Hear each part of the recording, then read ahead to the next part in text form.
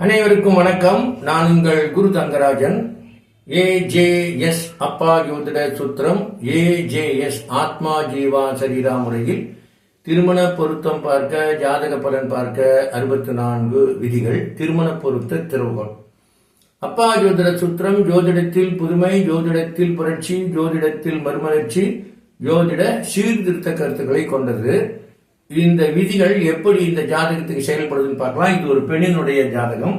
இலங்கையில் பிறந்தவர், வெளிநாட்டில் இருக்கிறார். இவருக்கு இன்னும் திருமணம் ஆகல. வயசு 43 வயசு ஆயிடுச்சு. ஆனா இன்னும் திருமணம் ஆகல. ஏன் திருமணம் ஆகல? திருமணம் ஆகாததுக்கு ஆத்மா ஜீவா சரீரா அப்படிங்கக்கூடிய அந்த முறையில இதற்கான பலனை நாம் கவனித்து பார்க்கலாம். இது பாத்தீங்கன்னா 2016 ராகு திசை, சுக்கர புத்தி, சனியினுடைய அந்தர காலகட்டத்தில் தந்தை மரணம் அடைந்தார். இப்ப தந்தை இல்லை.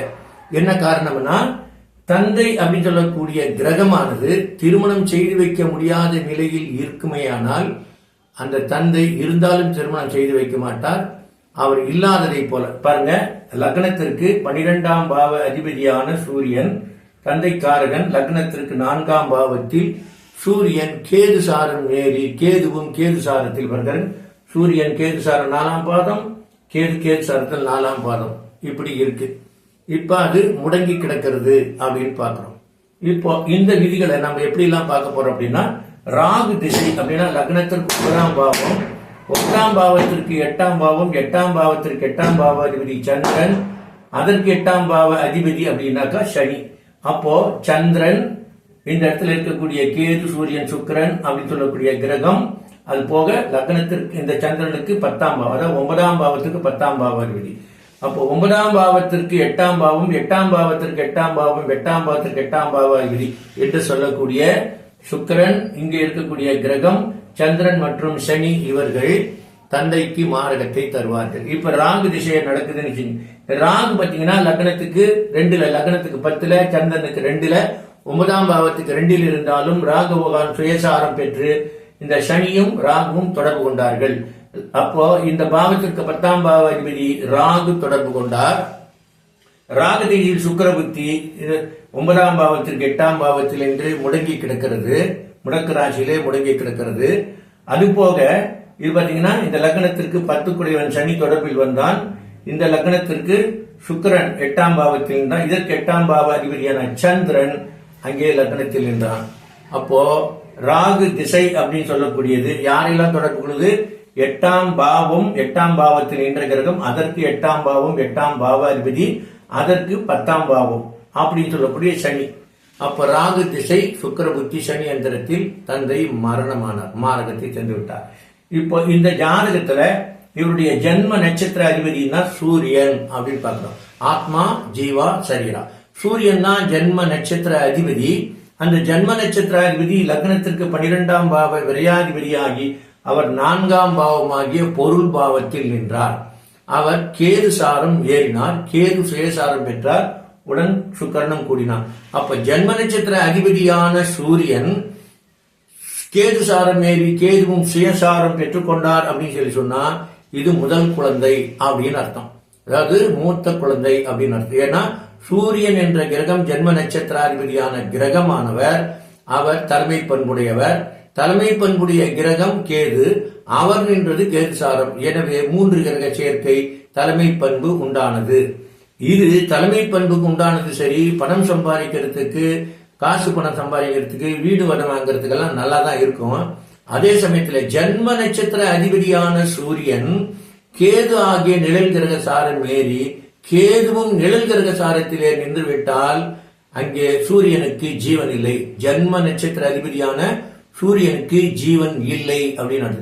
அப்ப ஜீவன் இல்லைன்னா உறவுகள் இருப்பதில்லை. அவங்களுக்கு அண்ணன் தம்பிகள் இருந்தாலும், தாய் தந்தைகள் இருந்தாலும் கூட அவர்கள் உறவு, 4ஆம் பாவம் தான் உறவு, ரத்த சம்பந்தமான உறவே 4ஆம் பாவம் தான். அந்த 4ஆம் பாவத்துல தான் இந்த சூரியன் நிற்கிறாரு. அந்த சூரியன் கேது சாரம் ஏறினார், நிழல் கிரக சாரம் ஏறினார். அந்த நிழல் கிரக கேதுவாகிய அவரும் நிழல் கிரக சாரத்திலே நின்றார். எனவே இவருக்கு திருமண தடை இருந்து கொண்டே இருக்கும். ஏனென்றால் ஜென்ம நட்சத்திராதிபதிக்கு ஜீவனும் இல்லை, சரீரமும் இல்லை. இதுதான் அப்பா ஜோதிட சூத்திரத்தில் நான் சொல்றது. ஜோதிடத்தில் புதுமை, ஜோதிடத்தில் புரட்சி, ஜோதிடத்தில் மறுமலர்ச்சி, ஜோதிட சீர்திருத்த கருத்துக்கள், ஜன்ம நட்சத்திர அதிபதியை கொண்டு பலன் கூறும் முறை அப்படின்னு சொல்றோம். ஒரு ஜன்ம நட்சத்திர அதிபதியை கொண்டு அவருடைய தலைவிதியை தீர்மானிக்கலாம் அப்படின்னா அப்பா ஜோதிட சூத்திரத்தில் மட்டும்தான் அது முடியும். இப்ப பாத்தீங்கன்னா இவருக்கு சூரியனுக்கு ஜீவனம் இல்லை, சரீரம் இல்லை. அப்ப உறவுகள் எல்லாம் துண்டிக்கப்படுகிறது. இவரும் யாரோடும் உறவு வைக்க விரும்புவதில்லை, உறவுகளும் இவரோடு சேர்ந்து வாழ இருப்பதில்லை. பணம் காசு சம்பாதிப்பதிலே கவனமாக இருப்பார். அதில்தான் அவருக்கு அதாவது உறவுகள், ரத்த சம்பந்தமான உறவுகள் அப்படின்னா ஜீவா சரீரா இருந்தா மட்டும்தான் அன்பு பாசம் உண்டாகும். எப்போ ஒரு நிழல் கிரக சாரத்தில் ஏறி போச்சு அப்படின்னா அதுக்கு அன்பு பாசம் கிடைப்பதில்லை அப்படின்னு அந்த தோஷத்தை ஜன்ம நட்சத்திர அதிபதியே பெற்றுவிட்டார் அப்படின்னு பாக்குறோம். அது இல்லாம 4ஆம் பாவம் பொருள் பாவம், அங்கேயே அது நிக்குது. சரி, வேற ஏதாவது இந்த கிரகம் இதற்கு துணை வருமா அப்படின்னு சொல்லி பார்த்தோம்னா அடுத்ததா ஒவ்வொரு கிரகமா பார்க்கலாம். பாத்தீங்கன்னா இப்போ ராகு இருக்காரு. ராகு பாத்தீங்கன்னா ராகு சாரமா நின்றுட்டாரு. லக்னத்துக்கு 10ஆம் பாவத்துல சுயசாரம் பெற்றுக்கொண்டார். வீடு கொடுத்தவர் புதன். அவர் லக்னத்திற்கு 5ஆம் பாவத்தில் அமர்ந்து சூரியன் சாரம் ஏறினார். சூரியன் கேது சாரம் ஏறி 4ல் இருந்தார். அப்போ ராகு சுயசாரம் வீடு கொடுத்தவர் புதன், அவர் சூரியன் சாரம் ஏறினார். ஆனால் அந்த சூரியன் கேது சாரம் ஏறி நிழல் கிரக சாரம் ஏறினார். ராகு வர முடியல, புதனும் வர முடியல. அடுத்ததாக இந்த சனி எடுத்துக்கலாம். சனி ராகு சாரம் ஏறி ராகு சுயசாரம் பெற்றுக் கொண்டார். இங்கே ஜீவனும் சரீரமும் இல்லை, சனி பகவானால் வர முடியவில்லை. இங்கே குரு பகவான் எடுத்துங்க. குரு சனி சாரம் ஜீவன் இருக்கிறது, சரீரம் இல்லை. குருவுக்கு ஜீவன் இருக்கிறது, சரீரம் இல்லை. எனவே குருவும் வர முடியவில்லை. இங்கே கேது வரல, சூரியன் வரல.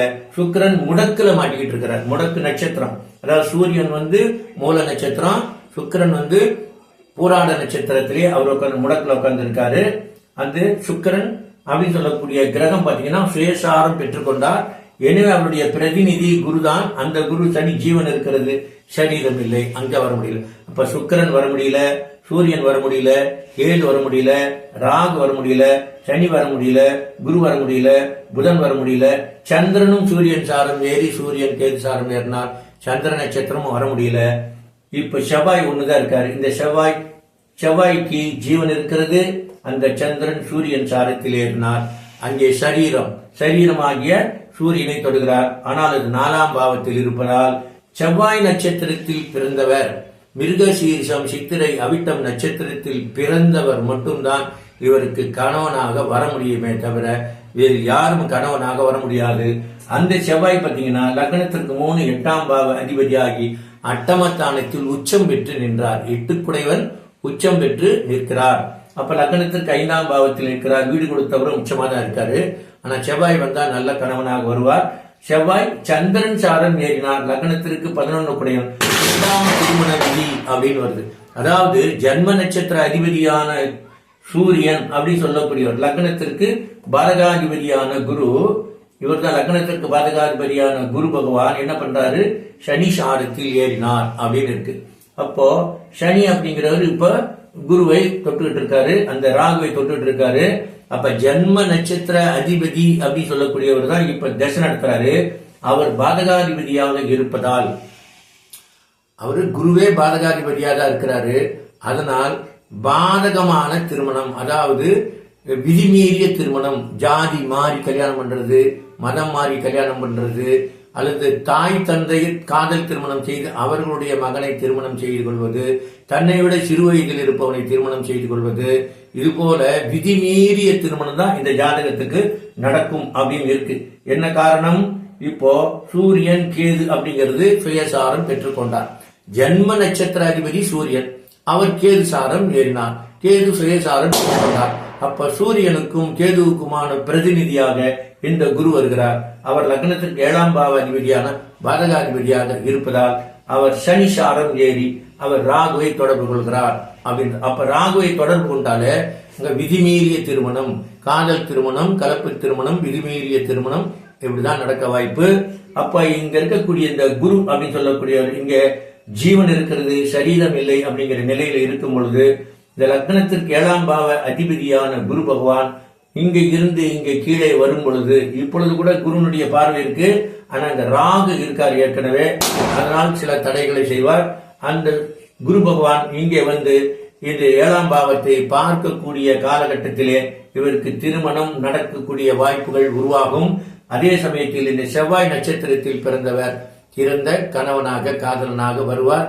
நல்ல குடும்பம் அமைந்து புத்திரபாகியம் உண்டாகும் என்பதை அப்பா ஜோதிட சூத்திரத்தின் மூலம் நீங்கள் தெரிந்து கொண்டிருப்பீர்கள் என்று நினைக்கிறேன்.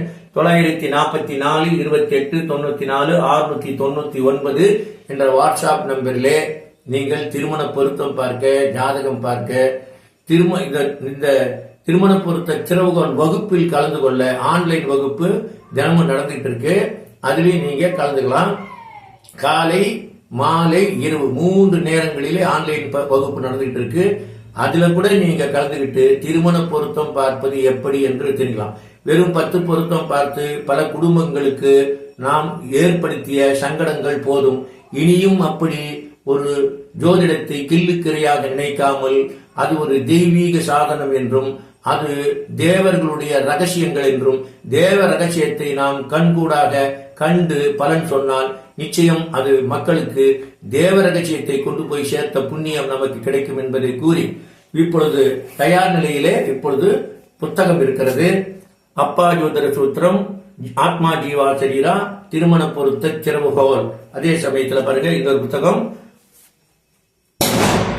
இது ஜாதகம் அண்டு பாரி ஜாதகம், இது திருமண சம்பந்தப்பட்ட புத்தகம். அப்ப 2 புத்தகங்கள் இங்கே இருக்கிறது, தயார் நிலையில் இருக்கிறது.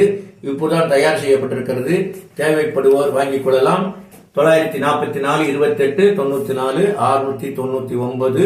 தொடர்ந்து நீங்கள் என்னோடு பயணிங்கள். நானும் உங்களோடு தொடர்ந்து பயணிக்க விரும்புகிறேன். மீண்டும் சந்திப்போம். நன்றி, வணக்கம்.